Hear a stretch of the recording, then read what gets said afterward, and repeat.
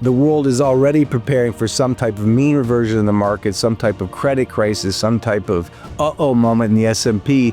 It may or may not happen, but if it did, the life raft the world is already showing itself to go to is clearly precious metals and not the US dollar or the US Treasury.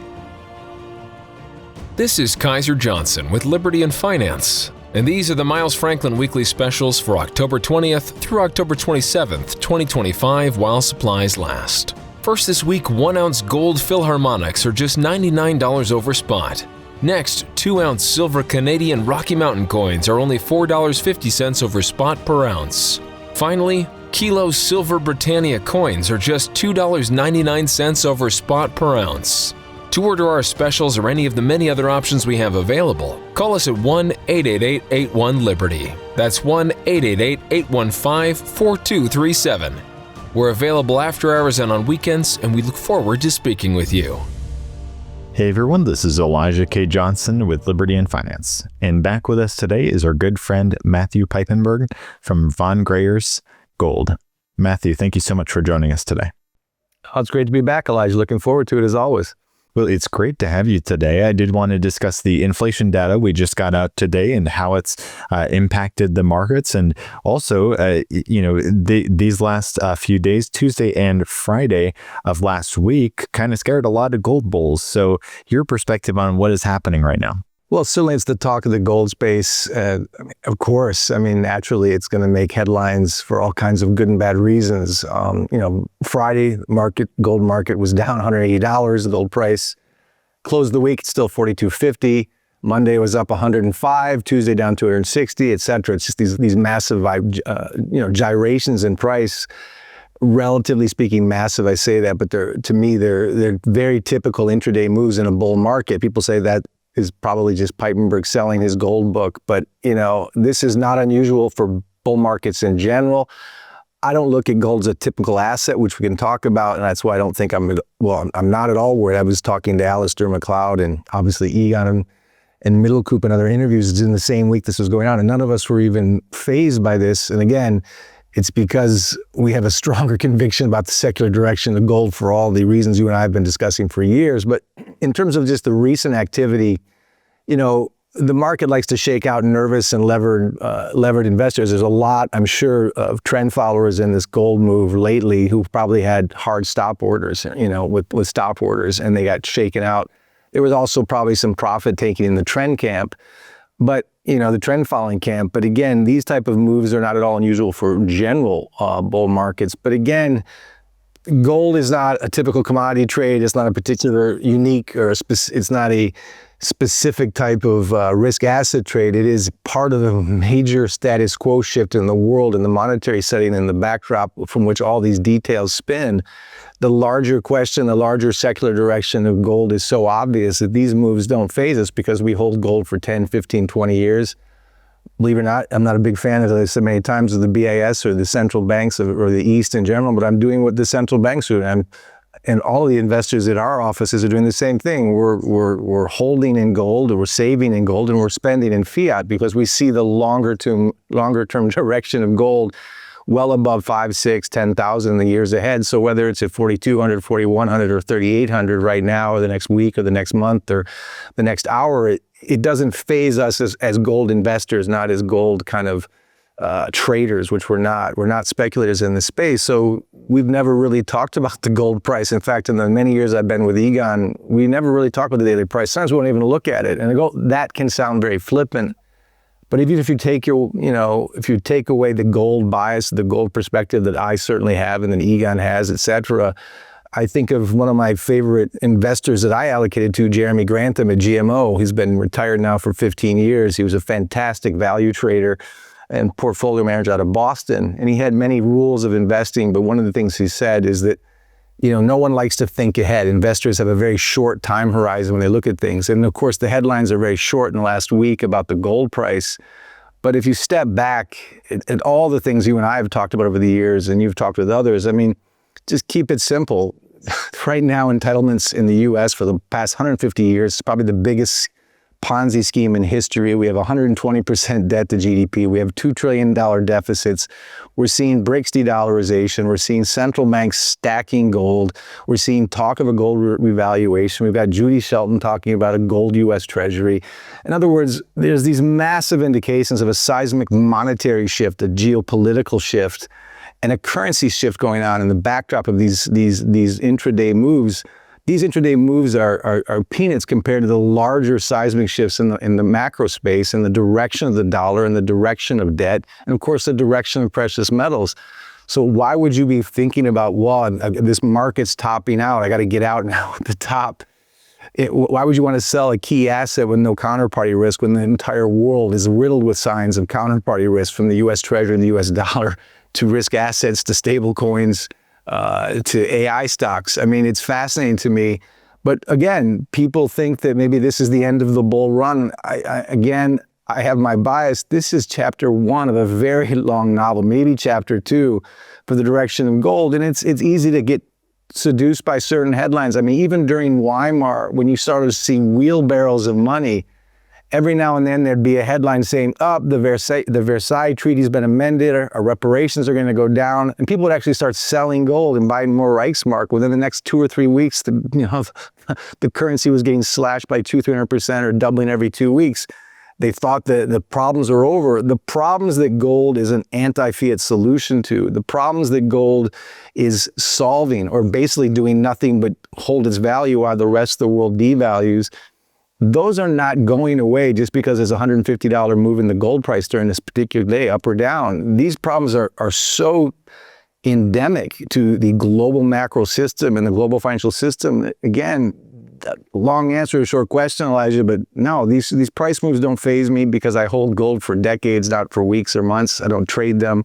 I save in them. The 1,000+ clients that we have from 90 different countries are doing the same thing. And any gold investor right now understands this perfectly. It doesn't faze me in the slightest, Elijah. It's a short answer. Well, it's definitely a paradigm shift, or a different way of thinking, right? If we just think of having precious metals as savings and valuing things, I guess, with respect to precious metals, right? Rather than thinking, well, the dollar prices of gold is moving up. I mean, we don't care about maybe what the Australian dollar is doing, with respect to the U.S. dollar when we're holding U.S. dollars in savings. We just see that number. So maybe valuing the number of dollars that we have. So maybe valuing our wealth in ounces might be a more helpful thing than valuing it in the dollar value. Because, I mean, if you just look at a chart, the value of the dollar has just gone down for decades. Well, look, it's a very important point, and this is the whole conversation about the DXY relative to the euro or the yen, or certainly if you're in Argentina. I have a lot of friends in Argentina, and they would certainly rather have dollars than pesos. We talk about that all the time. It's all relative. In absolute terms, though, the dollar's losing purchasing power dramatically against gold and silver.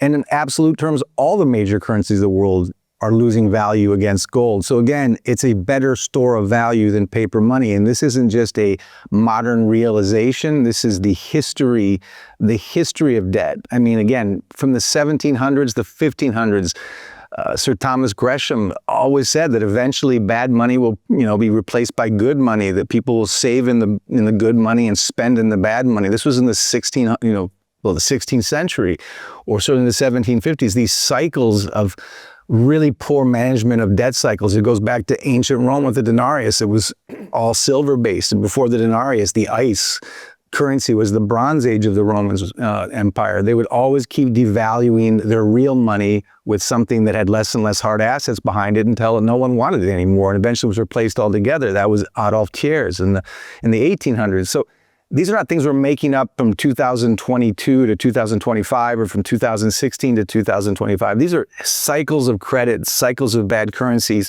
cycles of incredibly negligent mismanagement of spending versus income, and debt versus income, and deficits versus growth. We've gone over the numbers ad nauseum, you and I together, but it's very, very simple pillars here. You have too much debt, you debase the currency to pay for that debt. Eventually that currency becomes unloved. The IOUs from the government in that debt become unloved. And the world in general and the citizens in that country start to realize the purchasing power of their debased money is no longer as good as hard assets in general, and gold and silver in particular. This is a cycle we've seen throughout the centuries. It's very hard for many of us to accept that. No one wants to look at CPI scales or yield curves or other kind of dramatic Wall Street lingo or kind of wanky talk. But the bottom line is we all feel the inflation. We all feel it in our purchasing power. You don't have to be an expert in markets or in precious metals to realize you're being robbed and that the currency is being devalued right before your eyes. It's melting. And, this isn't the first time America's devalued its currency to get out of a debt crisis. We did it in 1933 when we went off the gold, when we confiscated gold and overnight revalued it from $20 to $35 an ounce. That was a massive revaluation, almost a 70% devaluation of the dollar. In 1971, when Nixon went off the gold standard, gold subsequently rose by 8,000% in the 50-year since, but immediately the dollar sank by 90%. So that was a deliberate devaluation plays of our currency to monetize a debt crisis. Again, twice almost in just the last 100 years. So what we're going through right now is the jig is kind of up, and the signs of that, again, I'm not making these things up. If you don't have to read all the history of Sir Thomas Gresham or even Reinhard and Rogoff modernings or the Austrian school, you can just look at the de-dollarization, where the DXY has been sitting, the deformed equity and credit markets, the U.S. Treasury demand, the selling of U.S. Treasuries net and the buying of gold net since 2014. As of this recording, central banks hold more gold than they hold U.S. Treasuries. And even Judy Shelton wants to issue a gold-backed U.S. Treasury at the long end. Why? These are just open and obvious signs that the world is turning away from a debased dollar, a debased greenback. Still very powerful, we can talk about that, but they're saving in precious metals because it holds its value better than paper money. We can't say it enough. There's 5,000 different ways to say it. We can't say it enough. This is not a gold bug case. This is a macroeconomic shift. This is a major shift. It's not the end of the world reserve currency, certainly not yet. It's not even the end of the dollar, but it is a massive shift from the petrodollar to the U.S. Treasury markets, to the gold stacking of central banks, to the BIS making it a tier one asset.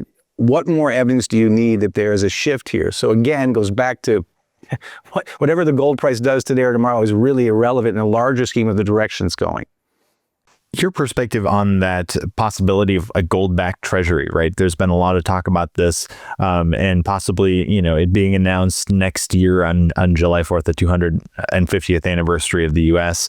Your take on that? What is the possibility of that? And also surrounding that is the thought of a gold revaluation as well, whether it means the treasury just revalues its current gold holdings to the market price, or actually, sets the gold price at a much higher level. Your take on all of those rumors out there?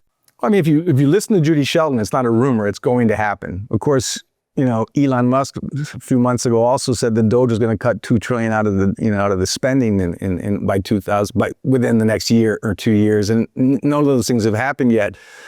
I think she's very serious about it. Can I predict with certainty that it will happen? I can't. She's saying it will. I think the very fact that we're even talking about that someone like Judy Shelton is convinced it's going to happen, is in and of itself telling. And we've tried to do a gold-backed treasury in the past because after we got off the gold standard, after the Civil War, there was a bunch of cases that went to the Supreme Court, and I won't get into the weeds of that, but basically the Supreme Court was saying, well, we don't need a gold-backed treasury because, our dollar is just as valuable as gold or silver. Of course, that wasn't true. That was the politicization of the legal system with bad math. But what Judy Shelton is saying today in 2025 for what's going to happen in the future is, that's a confession that for our Treasury to be more trusted, for our IOU to be more trusted in the world, it can't be backed by something like a dollar. It has to be backed by gold. That is a confession that gold has greater confidence and greater faith than the greenback. And that's not a radical thought anymore, because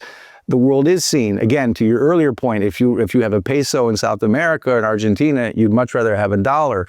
You'd much rather have a Swiss franc than a dollar right now, though. So it's all relative to what jurisdiction you're talking to. But in absolute terms, all major fiat money is losing value to gold. So for Judy Shelton to do that, to even say that as a confession, in terms of a revaluation, That too is making the headlines recently for obvious reasons. These are things that would have been unheard of 10 years ago. This would have been unheard of pre-COVID and the fiscal spending and the debt levels. Now we're at 38 trillion. I mean, the public debt just keeps getting crazier and crazier.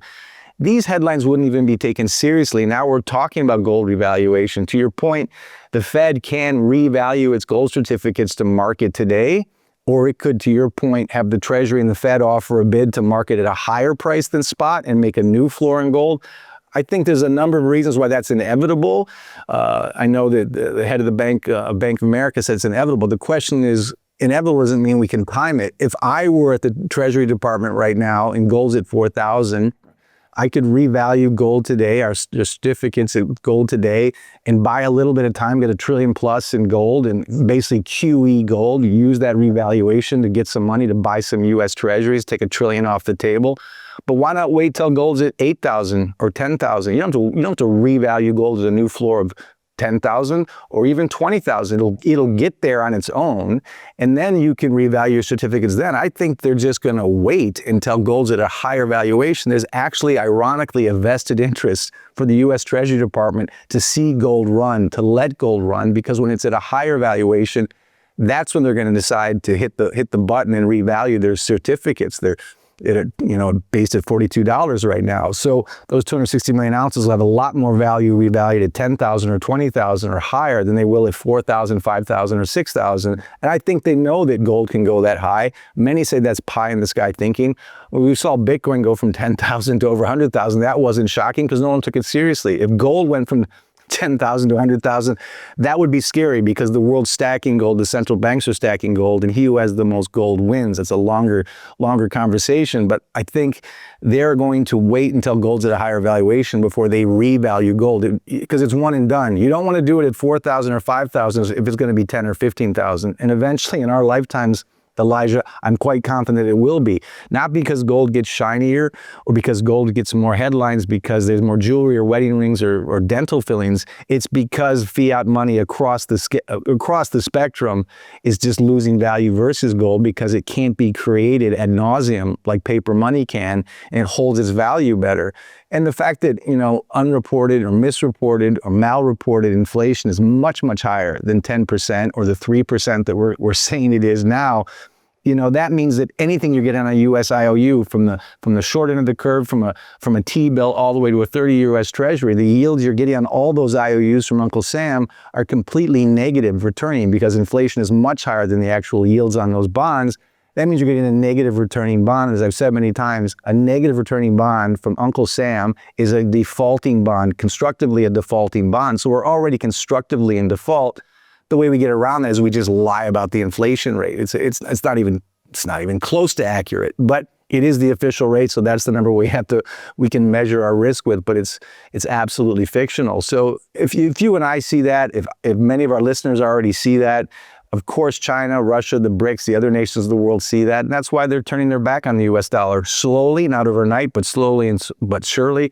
And certainly since we weaponized the dollar in 2022, as I said then, the jig is up now for that. That was a watershed moment, as big a moment as 1971, because the world will no longer trust a weaponized neutral reserve asset. And that's why de-dollarization has gone so exponential. That's why the oil trade has gone off the petrodollar so fast, not completely, but it is significant trend, and that's why central banks now hold more gold than U.S. Treasuries. Again, something unthinkable 5 or 10 years ago. It's all happening right now. History is actually happening right in front of us. Do you think this could be good for the U.S. long term? I mean, there are those even like the vice president talking about the downside of having the world reserve currency. So if the U.S. loses that status or the dollar is used less, do you see it actually being good for industry in the U.S. to actually produce things again? Your take on that? Yeah, I mean, for the famous quote by John Connolly years and years ago that it's our currency, it's your problem, because that was the exorbitant privilege. I think Justang, the French minister, called it the exorbitant privilege of having the world reserve currency. In a lot of ways, that is a massive privilege, Because if you have the world reserve currency and the world has to use that currency, and certainly if you have a petrodollar and the oil or the energy consuming world has to consume that currency or that energy in that currency, there's this massive demand, that straw-sucking demand that Brent Johnson talks about for your dollar. That's an exorbitant privilege. You can export your inflation to the rest of the world. You can print and spend.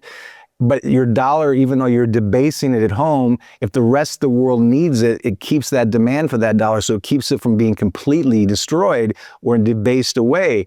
And so that was the exorbitant privilege then. That was the "our currency, your problem" quote of Connolly in the 70s. But you fast forward to 2025, it's now "our currency, our problem," because for a number of reasons, when our currency is backed by a U.S. Treasury that no one wants anymore, or when yields get higher, that becomes our problem. We have to pay back our own debt at a higher cost, at a higher percentage, and that makes that very hard for Uncle Sam to pay his own bar tab. So that's one of the problems where our currency becomes our problem. And the other obvious thing is, when you have a world reserve currency, this is Robert Triffin, this is Triffin's dilemma. He warned of this in the 1960s. If you have a world reserve currency, there is going to be greater global demand for it. And that means your currency will always be relatively, for the most part, stronger than most other currencies. If your currency is stronger than most other currencies, you're going to be running trade deficits. It's going to be harder to export your widgets, your toasters, your blue jeans, your car parts, your tires, your whatever, to the rest of the world when it's more expensive because the dollar is more expensive. So that creates a natural trade deficit. It's no fault of the manufacturers themselves, but what Triffin also says, eventually the CEOs of these companies, the producers of these widgets in the US, are going to see that we have this problem. Our dollar is too strong. Our cost of labor is too strong. We're going to offshore that labor to cheaper zip codes where labor is cheaper and our margins are better. And of course, we've certainly seen that since the World Trade Organization in 2001, when we outshored the American dream and made it in China, because the American dream was made in China for decades. And so that was what Triffin warned. That's the paradox. You have a stronger currency, you're going to have a trade deficit, manufacturing is going to be hollowed out in your own country, it's going to be pushed overseas. And look, myself, Luke Roman, and others who are from the Midwest, we see the Rust Belt. We see what Triffin's dilemma, how it played out since 2001 when Clinton signed the World Trade Organization, let China into that. It just meant a major segment of U.S. manufacturing and U.S. production went offshore. And so that is another dilemma of being the world reserve currency. It's a paradox. And so to your question, would a cheaper dollar actually help us? Would we be unburdened by that exorbitant privilege if we were off the world reserve currency status? In many ways, yes. And Trump wants a cheaper dollar, a weaker dollar for his trade deficits, but he's fighting against these larger forces. As Jeffrey Sachs said, you can't blame the mall if your wife takes your credit card and she spends too much on it at the mall. It's not the fault of the mall, it's the fault of your spending. So you can't blame the rest of the world that our dollar has been too strong and that our work has been offshored. The problem is our own problem with our currency and, of course, with our spending.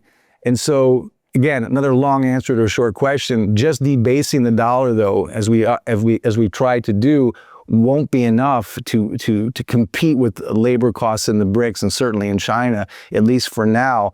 But I think this "our currency, your problem" paradox is now coming to an end. It's now our currency, our problem. And the dollar is being debased at a massive absolute pace versus gold, at a relative basis versus other currencies less so, but still occurring. But until we lose that world reserve currency status, and it's not going to be anytime soon, because it's not going to be replaced. The world reserve currency is not going to be replaced by the ruble, the rupee, the yuan, or the Swiss franc, or any of those currencies. Instead of seeing a new world reserve currency, what we're going into is a multipolar era where regional currencies will use for trade and they'll be net settled in gold. And that's really what the BRICS have been playing at the long game for, already preparing since 2014, accelerating since 2022. And we're going to see even more so in the next couple of years, gold as a key financial tier 1 strategic reserve asset used for net settlement. And instead of going at the US dollar like the Maginot Line, the world's just going to go around the US dollar, which they're already doing at a quantifiable pace. So even if the world reserve currency stays at the US dollar, the world's slowly and surely trading around it and net settling in gold. And that's why central banks have been stacking gold at record levels since 2022, over 1,000 tons every year. It's unbelievable. It started in 2014. It just accelerated when we weaponized that dollar in 2022. Last question would be kind of to play devil's advocate, right? There are some people who are concerned. They're seeing silver run up to 50, right? The 2011 high. Last time it pulled back from this level, it went all the way to $10, or $11 in 2020. And then with gold as well, you had a high around 2000, just under 2000 in 2011. For the next 4 or 5 years, it would have been a lot better holding on to dollars than to gold. The gold got cut in half about in half with respect to the US dollar. So what gives you confidence that what we're seeing right now, this week and a half since this pullback, this isn't another 2011 all over again? Well, it's a very important question. And of course, I can't just say, well, don't worry, gold and silver will only go secularly up and there's nothing to worry about, no major pullbacks. Yes, of course, there are pullbacks in bull markets. I still believe that. And I absolutely believe that the world in 2025 is very, very different than the world in 2011 for all the reasons we just went over. Again, from the BRICS to the de-dollarization, to the tier 1 status, to even banks like Morgan Stanley recommending 20% gold allocations, to the obvious movement by central banks to prefer gold over US Treasuries, Judy Shelton, et cetera. So the world in 2025 and that tipping point, that pendulum swing to real money versus fake currency or paper money is very, very on the minds and very conscious of the central banks and the policymakers of the world, much more so today, post-2022, than it was in 2011. So comparing gold and silver's moves in 2025 is very different than in 2011. So all the reasons I see gold in a bull market, silver will outperform gold in percentage moves, both to the upside and the downside, depending on the volatility. But in the long run, silver will be significantly higher in the future than it is today if you're holding it for the long term. But it's important. That's my view. That's my conviction. To those who would say Piepenburg is possibly selling his book, his dollar case is intelligent, but it might not necessarily be correct. These are important things. I want to make it very clear that there are cases where the dollar could have a last dance, as Henrik Zeeberg said, or as in certainly the Brent Johnson, the milkshake theory, he thinks the DXY could go to 130. Could that mean a weaker gold and silver price? Could Matt Piepenburg's thesis about the macro environment in 2025 being so different now that maybe gold and silver are at some risk and his secular arguments are too optimistic?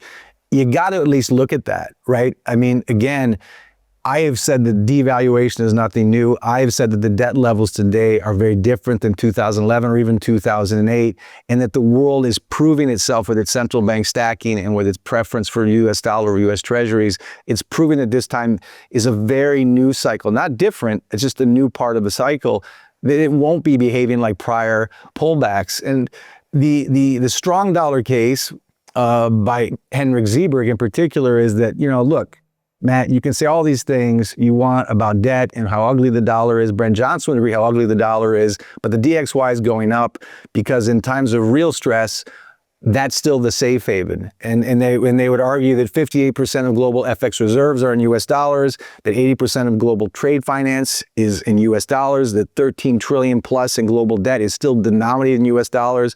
There's massive euro dollar demand. There's massive demand in the derivatives markets because they all have to be backed by US Treasuries. And there's 90 trillion FX swaps, Matt. So look, when the what hits the fan, if markets mean revert, that means the world's going to still run to the best horse in the glue factory, the US dollar, and the DXY is going to spike. And what Zeeberg is saying is when that happens, there's going to be a run to the safe haven of the US Treasury and the US dollar, DXY will spike, and there'll be a 30% retracement in gold, which means a much higher retracement in silver. That's the case against what I'm saying. It is a valid case. You cannot ignore the case. My counter to that case is, first of all, running up into 2025 is very different than the run up into 2008. And the world is very much showing us their hand, so to speak. And that is, the world is already preparing for some type of mean reversion in the market, some type of credit crisis, some type of uh-oh moment in the S&P. It may or may not happen, but if it did, the life raft the world is already showing itself to go to is clearly precious metals and not the US dollar or the US Treasury. Again, if you look at Treasury auctions, if you look at the net dumping of US Treasuries and the stacking of gold, if you look at what the BIS is doing, what the IMF is doing, If you look at what central banks are doing, if you look at the fact that, central banks now, as of this, again, recording, own more gold and hold more gold than U.S. Treasuries, that if Zeberg, for example, and many like him say, if the market crashes, that the world's going to go to U.S. Treasuries and the U.S. dollar as a safe haven, I would argue that that is not going to be the case because it's already not the case. The world's already turning its back on the U.S. 10-year, the U.S. 30-year, the U.S. Treasury, and stacking gold. So if there is a mean reversion, moment, as Zeberg predicts, and he could be right, in 2026, 2027, or tomorrow afternoon, that the world's not going to react the way it did in 2008 because they're going to go to gold more than U.S. Treasuries. And so you won't see a spike in the DXY and you won't see a 30% retracement in physical gold. Now, again, that's just my view. He's arguing that history repeats itself or history rhymes and that the next market crisis will be very similar to the case study that was the great financial crisis. Again, I'm saying that's not necessarily the case. The world's already moving away from the safe haven of the 10-year and the dollar to physical gold. But, even if there were a spike in the DXY, even if there were a safe haven run, as Zeberg says, in the next market moment, I actually agree more with Brent Johnson, who also sees a stronger DXY if there's a crash in the markets. But as Brent Johnson said, you can still have a strong dollar, a rising DXY, and a rising gold price. So net, I guess I'm arguing that if we have another moment, which is a whole other discussion about market risk, that we won't necessarily see gold retraced by 30% and silver by even more. That's my view. Again, it's my bias, my conviction, perhaps me selling my book, but I think the evidence suggests that we could count on a far more rising gold price rather than falling gold price in the next crisis. Now, of course, whenever there's a market crisis, there is a sell-off, as we saw in 2008 in precious metals, usually because investors have to sell on margin or they've lost money on margin. They need a good asset to cover their margin costs, and they will sell some gold. But even if we had a 2008 moment where gold retraced, it would still spike back up again as it did post-great financial crisis. So even Zeberg, who sees a potential large pullback in gold if the markets crash, ultimately sees gold racing to the moon. So all of us, Brent Johnson, Zeberg, myself, have different views on what the DXY could or could not do. Even Brent Johnson and myself still see rising gold even if the DXY spikes. Zeberg sees a big retracement. Guess what I'm trying to say is all three of us, though, still see gold far, far higher after the next moment, if we have an moment in this Fed-supported markets. And this is my long-winded way of closing by saying, if you're holding gold as a strategic reserve asset, as a store of value, and you buy it at 4,000, 3,000, or 4,500, if you're holding for the long term, if you're thinking about the legacy, if you're thinking about the purchasing power of your actual real money, if you're thinking about your kids and your grandkids in safety and whatever may come, if you're holding gold for the long run, even those who see a retracement in gold certainly do not consider this the last dance for gold and see it in the much, much higher valuations. So I wouldn't be worrying about a pullback to enter this market. Again, I'm agnostic whether you come to my office or not, but I don't want clients to not buy gold because they're waiting for a pullback. And I'll close with this. When Henrik and I were in South Africa in February of this year, he was saying the same thing, 30% chance pullback. At that time, gold was at 2,900. So a lot of listeners might have thought, well, if Henrik says 30%, I better not buy now. I better wait for the pullback. You fast forward today when gold's at 41, 4,200. Even if we had a 30% pullback today, gold would still be higher than it was in February. So if you were waiting for that pullback, you were chasing the wrong goalposts. I'm saying trying to time this market as a gold investor for the long term is a fool's errand. I don't know what the gold price is going to be tomorrow or the day after tomorrow, but I'm very confident where it's going to be 5, 6, 7 years from now, and that is much higher than the current price. And no matter what the price of gold is, it will be certainly a stronger piece of store of value, piece of wealth measurement than fiat money, whether it's the dollar, the peso, the yuan, the Swiss franc, the euro, the Canadian or Australian dollar. That is my strong, strong conviction. That is not selling a book. And there are Jeremy Granthams in the stock market. There's the Gunlaks in the bond market. There's even Morgan Stanley, the great big, too big to fail bank. We're all seeing the long-term direction of gold. I just want your listeners to think, if you're thinking longer term, Don't be trying to pick your entrance windows or your exit windows for a trade. Nobody, even the best portfolio managers, can never pick a bottom or a top. This is certainly not a top. It's certainly not the end of a bull run in gold. And I just want to make that very clear. If you're thinking about preserving your wealth longer term, the daily gold price should not be your priority or your main concern. If you're a trader, there's nothing I have to say. I'm not saying I'm against traders. I have no advice for those that are just following technical exit and entry signals. Most people do it badly.